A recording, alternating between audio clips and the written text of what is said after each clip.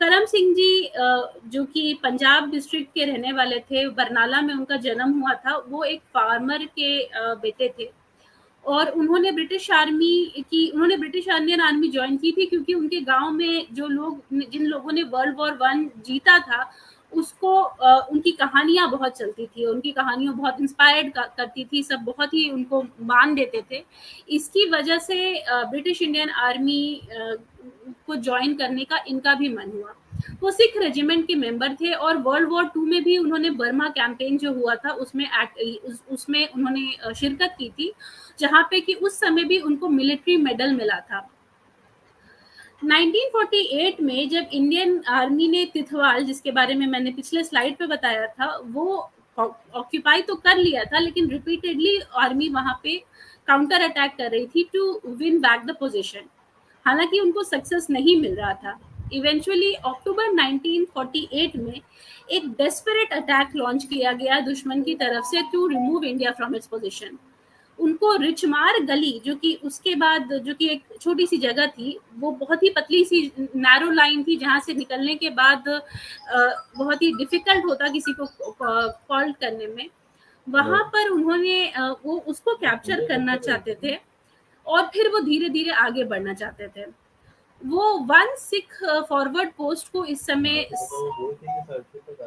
करम सिंह जी उसको लीड कर रहे थे। जब एनिमी ने इस पोस्ट को अटैक किया, तो उनका तो इंडियन आर्मी बहुत हेवीली आउटनंबर थी। मतलब कई सोर्सेस कहते हैं कि वहां पे मतलब एनिमी आर्मी करीब 10 गुना थी as compare to the Indian army. अब यहाँ पर जो सिख्स थे, उन्होंने इस अटैक को कम से कम 8 बार उस रात में बार बार वहां से एनिमी से अटैक होता था, और उन्होंने उस रात कहा जाता है कि कम से कम 8 बार इस एनिमी अटैक को रोका है या प्रोटेक्ट किया है।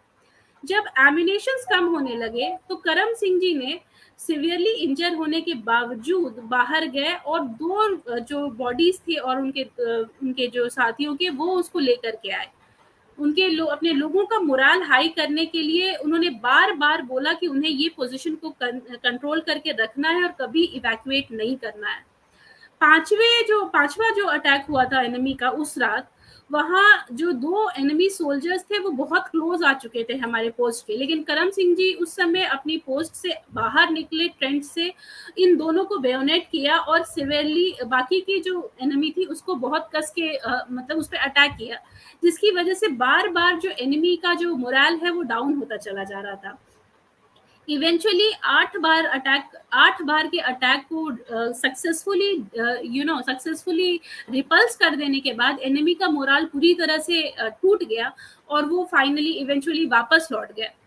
और इसके बाद सुबह तक रीइंफोर्समेंट भी आ गई, तो डेफिनेटली बैटल ऑफ तिथवाल के बाद वो आगे भी चले गए। बैटल ऑफ तिथवाल अगर आप देखिएगा is a very very important battle of the entire Indo-Pakistan War of 1947-48।